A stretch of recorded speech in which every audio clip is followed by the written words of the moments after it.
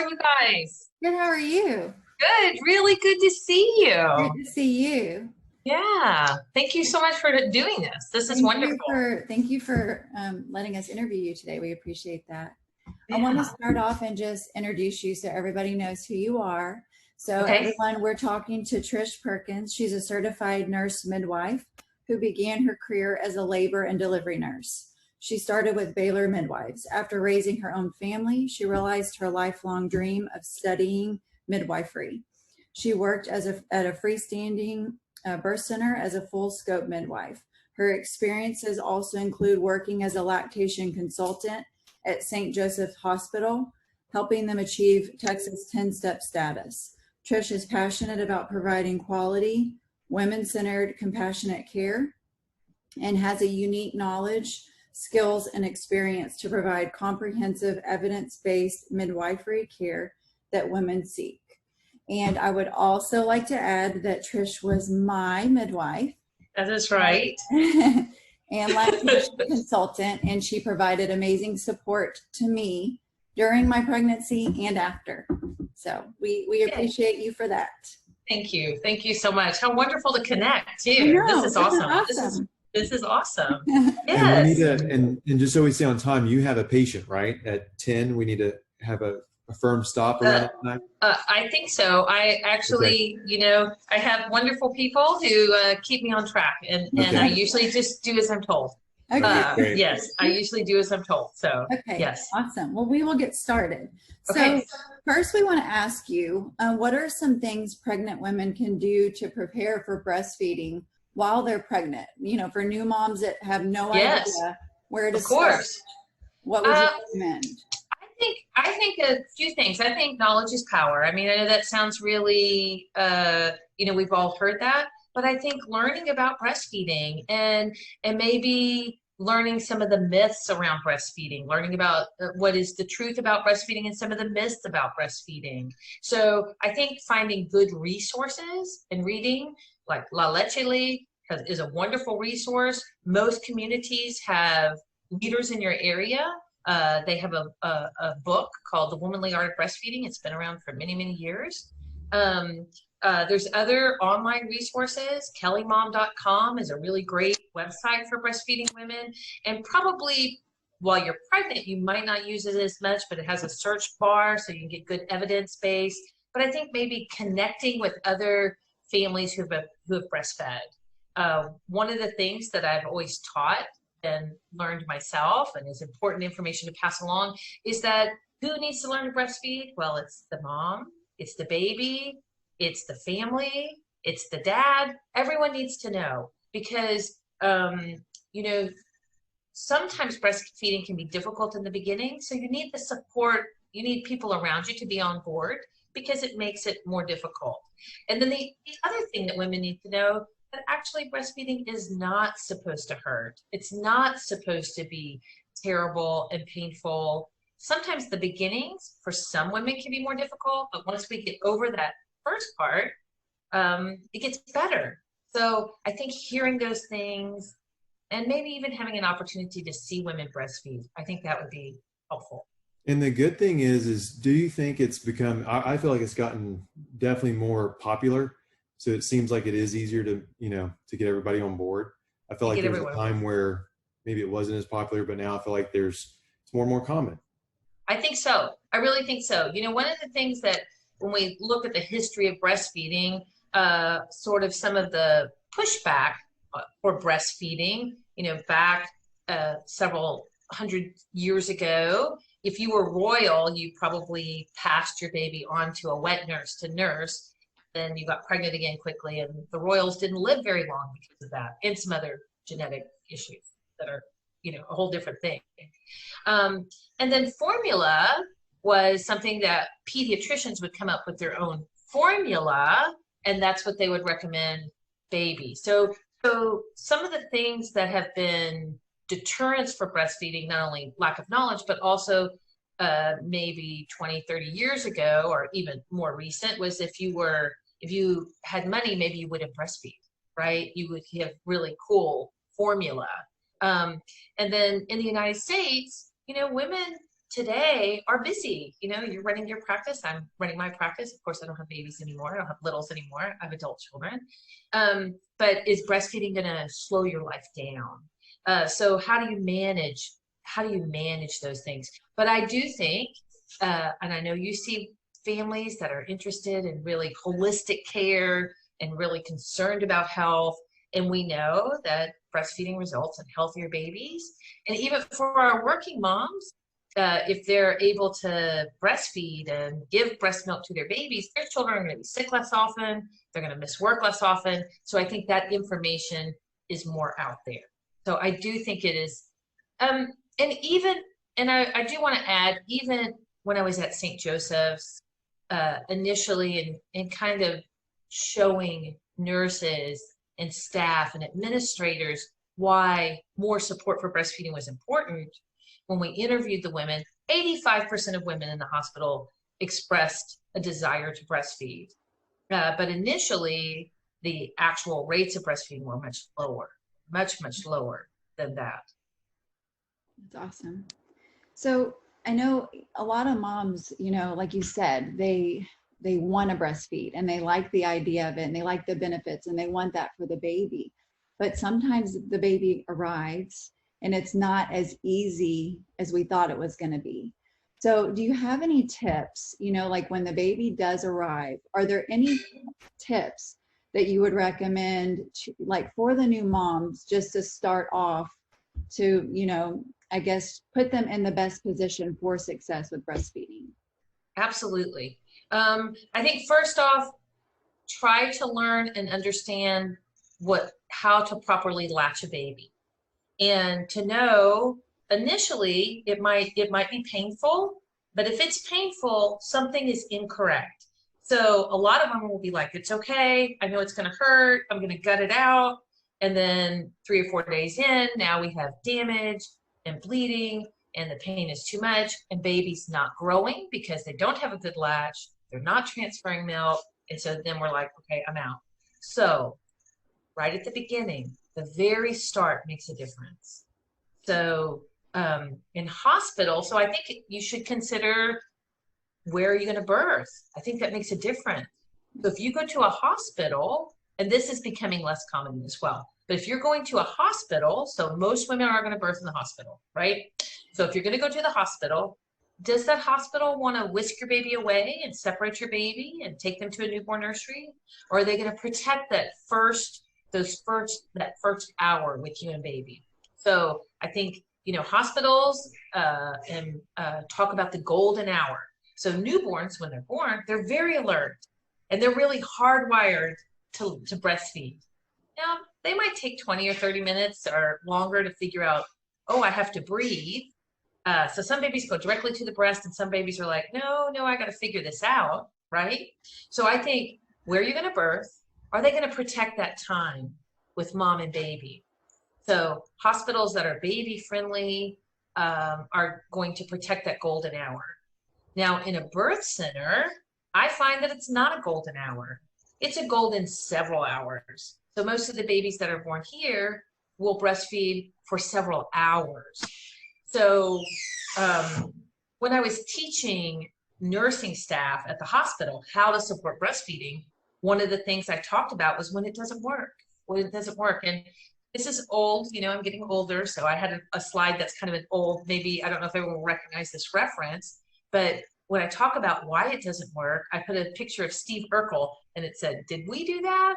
So frequently, not always, sometimes there's other issues, but frequently the biggest barrier to successful breastfeeding is initial mismanagement. So latch is important. It should not hurt. If it is hurting, you need to get someone to come and help you latch that baby correctly, because it should be no pain, and then baby will grow. So if we've got a good latch, then baby's going to transfer the milk properly. The breast is going to get the stimulation, and mom's going to produce a good supply, and we're going to have more success. So I think initial management is important, and if you're struggling, get help. And I think that's what our experience was. You know, our second child, that's when we met you, we did a birthing center. The first time we were going to do a a natural birth in a hospital setting, which it looked good on paper. You know, we had the birth plan, we had it all mapped out, but once we arrived at 4 a.m. and the baby didn't come till 4 p.m., they were ready for us to get out. You know, I mean, there was they were almost like ready to rush the whole process. And so it made everybody kind of on edge. And so I think the lactation consultant came in and spent maybe 90 seconds and then said, yep, you might just want to use formula. Yeah, it was almost a push to use formula, and we did not want to do that, but it was, you're on the clock there. Everything's rushed, and you don't have that, like you're saying, that time that should be, you know, sometimes a few hours to bond with your baby and, you know, practice and establish good breastfeeding up front. You don't really have that time. So that's one thing that we thought was so wonderful when we did go to the birthing center, you know, and met you.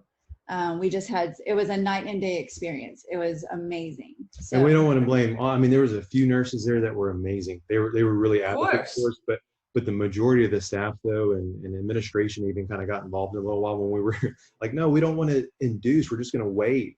And they didn't like that, you know. And so, but I don't want to throw the whole hospital under the bus, because there was a few nurses that were awesome there. Of course. And you know, the truth is, I do tell people who come to Bliss, I do tell them I'm actually not anti-doctor or anti-hospital, but hospitals do have a problem. The nurse that came to see you has a problem. She has a lot of people to see. And so that was a lot of pushback I got from nurses. To truly help a woman with breastfeeding, it takes a tremendous amount of time. And if she has 5 or 6 or 7 other families to work with, and she's got to check the box, oh, baby ate X number of milliliters, or, you know, how many wet diapers. So that's their problem. You know, they have too much to do, and the clock is ticking. And that's every aspect of healthcare these days, right? I mean, I was reading the other day that average patient gets 4 minutes of healthcare a year. You know, when they go into the general practitioner, it's just a quick, you know, few words, and then maybe a prescription or a test, you know. So that's just what it is across the board, I guess, these days. Yeah. Okay, awesome. So what are some common mistakes with breastfeeding that you see in your practice? I think again, the very first one is Latch. Is Latch. That's our first. The second one, I think really a lot of the early management is when we get into trouble. So unless a baby really needs it, do not introduce artificial nipples for the first 2 weeks so that we can learn about breastfeeding. Sometimes if someone says to me, oh, I have such a good newborn, they sleep, I'm like, oh no. Maybe we need to wake that baby up and feed that baby. So I would say that would be another. But I think Latch. I also, you know, I think there's both more breastfeeding, but there's also a little bit more of a push towards really getting your new baby to sleep a long time, sleep through the night. There's lots of information out there, and I think it's very, very detrimental to breastfeeding. You know, that you think that your 3-month-old should be sleeping 12 hours, or, you know, how quickly can we get this baby to sleep through the night? And a breastfeeding newborn, a long stretch of sleep is 5 hours. And that shouldn't probably happen in the first 2 weeks. So understanding that, having that contact with your newborn, that newborn really having access to the breast is going to make a difference. I often try to tell people, you know, don't watch the baby, not the clock. Yeah. The clock does not tell you how much or how frequently that your baby needs to feed. If we all went to lunch, you know, maybe, you know, I got things to do. I'm going to finish my lunch in 5 minutes and I'm going to move on. And then maybe, Crystal, you like to enjoy your lunch and be a little more peaceful about it. So newborns are kind of that way. And the way moms give milk is a little bit that way. One woman might give a full feed in 5 minutes, 3 minutes. Another woman, it might take longer, and her baby might stay at the breast. So I think trying to overstructure, especially early, and try to be regimented about breastfeeding. You really need to watch the baby, not the clock. Okay. Oh, yeah, I love that tip. Watch the baby, not the clock. That's awesome. And this probably comes in because we did the co-sleeping is probably helpful, right? That's what we did. And it seems like that's the, like you said, easy access to feeding. It is. And especially when moms are exhausted, you know, you're tired. So you can tuck your baby in, baby has access to the breast. We know in other cultures where babies do have access to the breast, that they nourish very, very frequently, and moms just don't have an issue with low milk supply.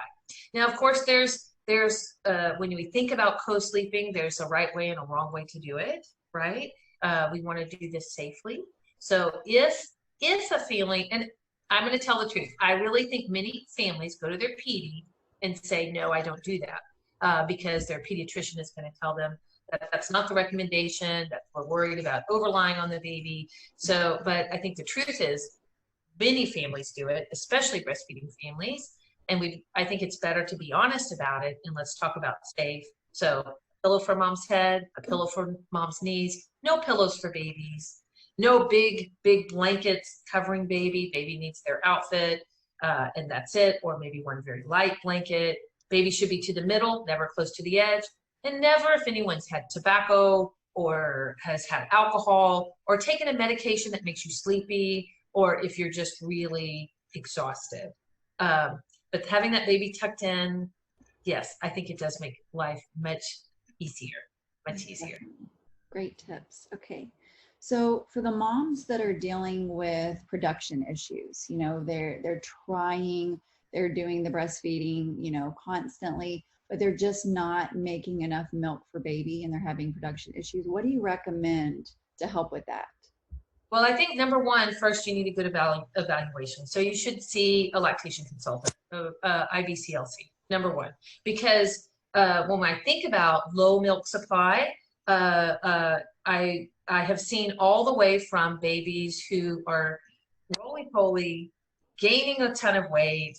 They're obviously thriving, and mom's like, I don't have enough. And I'm like, you know, baby's only at the breast for 2 minutes. I'm like, well, that's because actually you have an abundance of milk and it's really fast. Okay. Or, you know, so what is the problem? What is our problem? Why is mom not producing? So is our latch incorrect? Because if baby doesn't take the areola and the nipple in deeply, you know, the breast it's not a straw. This is not a straw. So if baby's only latched on the nipple, they won't transfer very much milk. They will not grow, and they won't stimulate the breast to produce milk. We have to, the more we move, the more we produce.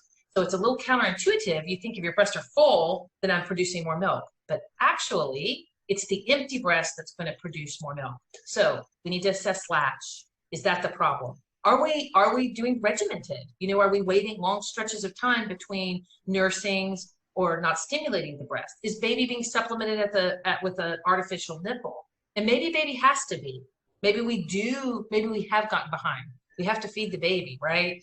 But if we're feeding the baby in another way, we have to protect the supply.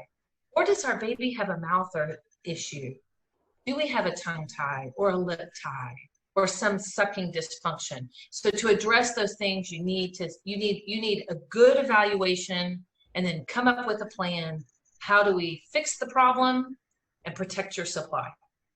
Great. That's awesome. Now, a lot of those are like the mechanical reasons, and we'll kind of give, coach a lot of women on their diet. Do you have some tips through what they would do with their own diet to make sure they have a good, because sometimes we find they might be under eating, you know. Right. Or not hydrating properly. I know hydrating can be a reason too, you know, why I'm not producing enough. Yes, certainly we need to be well nourished. Certainly we need adequate hydration, and that can make a difference. That said, I've also seen, you know, across the globe, women sometimes breastfeed in places where they don't have great nutrition. Or I've seen, well, you know, teens who breastfeed usually, maybe, you know, they're usually like leaky fountains, actually. Yeah. Well, they have youth on their side. They have youth on their side, right? So I do think nutrition and hydration can make a difference. I think a good evaluation is to why. What is our baby latched properly? Do we have a problem here? What is our timing of the breastfeeding? And then we can go, and then we can look at nutrition.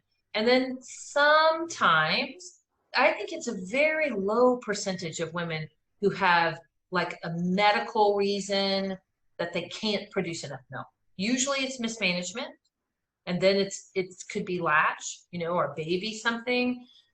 In rare cases, we have women who have hypoplastic breasts who simply don't have enough breast tissue, or maybe they had hormonal issues like PCOS or thyroid, or, now we're going way down the road, but if a mom had a serious complication around birth, like if she had a postpartum hemorrhage or a bit of placenta left inside, that woman will not produce an adequate amount. That's great information. Yeah. That's a lot of information. Sorry. No, it's amazing. Are good. I love it. It's great. So I know we just have a few minutes left. So if you would, tell us what the advantages are to birthing in a birth center. And if you would, along with that, tell us a little bit about Bliss Birthing Center. Oh, I would love to. I think, well, I think you're going to get a lot of really wonderful breastfeeding support. I certainly see I see fewer problems. Doesn't mean we don't see any problems, because we do sometimes. Sometimes women struggle with breastfeeding. It's not always, the sky's open and the sun shines down. And but the time that we give and the support you receive and the support postpartum, we have a lot more success with breastfeeding. So benefits to birthing in a birth center. Well, this is a wonderful option for most childbearing women, right? Because most childbearing age women are healthy and normal. And we know that in this country, we do have a problem. We are not seeing healthier moms and babies, unfortunately. And there was a big meta-analysis done on how can we improve our statistics around maternal health, right? And one of the things it said was to birth in a freestanding birth center. So I think the reason for that is you have more contact with your midwife, so you're going to get more support. That 4 minutes of healthcare, that's just sad. So prenatal appointments are longer. Having access to me and to your midwife, you're going to have more of that. So you're going to be better prepared, not just for birth, but for your health in general, right? We're focused on moving you in a more healthy direction. Some of the things that maybe differentiates Bliss a little bit, we also have a registered dietitian on staff. So women get that nutrition support. And something that I'm doing now that I didn't have an opportunity to do with you guys is I also offer group prenatal care. So families that are doing the same month come to their prenatal care together. And just in group, we spend 20 hours together, and that builds community. And we can talk about nutrition and prenatal care and breastfeeding, labor, and birth, and thinking about the family, your family traditions. We find that women who birth in birth centers, we have, well, certainly fewer cesareans. I think across the board, most birth centers, it's less than 6%. So it's a very low cesarean rate, so less intervention. I do think women feel more empowered. They have less fear around birth and around what their bodies can do. I think those initial hours are protected so that we can really connect and bond. And even though, parenting is a struggle, I did name this Bliss, but the truth is it's hard. And even birthing in a birth center can sometimes be hard, if you have a hard birth, a long birth. So even if it's difficult, that continued support afterwards too, I think that is also a benefit. So you chose the name Bliss. Was chaos taken? Like chaos? Chaos was taken. Yes. My daughter was just trying to, my daughter actually came up with the name Bliss, and she said, she just imagined, she was thinking about a woman holding her newborn. But I do kind of joke with families, especially when we're talking about parenting or So our first birth was here January of 2019, and I've already had several families who are having another baby with me already. And one of my families was talking about, that, they understand the reality of what bringing a newborn home is, and that it is joyful, and it is wonderful, and it is exciting, and it is exhausting, and it is difficult, and it's all of those things, right? It's all of those things. Yeah. And so with your first baby, even as you learn, you can't really know what this journey is going to feel like, right? What it's going to be like. So I don't know if I don't know if I answered. Why did I do this, huh? Why did I do this? Was that part of the question? Well, I think we just wanted to let our listeners know, our patients know, we're just wanting to get more of this information out here. And I think this will really just be one of the many that we're going to do with you. I think this is the first of many, probably, right? I don't think we have enough time to kind of cover, every aspect of the style of practice, that you practice with natural birthing. So I think, we're just kind of dipping our toe in this first one, but I think we got. I would love that. Tips. Yes, definitely. Well, congratulations on your beautiful birth center. I can tell it's a warm and nurturing environment. And we really appreciate all of these valuable tips and the honest information that you gave today. Very helpful to a lot of our moms and our families. And then let us know. We'll put it, at the bottom too of the video, or however we're going to release this video, or maybe podcast, or all. But could you tell us the name again, the web address, your location, things like that, phone number? Yes. So the name of my practice, the name of this is Bliss Women's Wellness and Birth Center. That's a lot, because I also take care of women who are not pregnant. So putting women's wellness in there was important. Doesn't exactly roll off the tongue, but Bliss Women's Wellness and Birth Center. Our website, though, is blissbirthcenter.com. So that's a little bit easier. I'm just north of the Woodlands, Texas, right on Horseshoe Bend, 14157 Horseshoe Bend, right by 1488 in Conroe. I'm kind of at the place where if you go across 1488, we're in the Woodlands. I'm in Conroe. Just down the road is Magnolia. So it feels very much like we're out in the country. We're on 5 acres. It's beautiful. The property is just beautiful. But we're only one exit from I-45 and close to the hospitals and those very rare instances where we need their support. The phone number is 936-271-4911. I feel very grateful that at this stage of my life, I'm doing something that I love. I left a job as a midwife, really working for Baylor College of Medicine, Texas Children's Health Plan, with some amazing, brilliant people.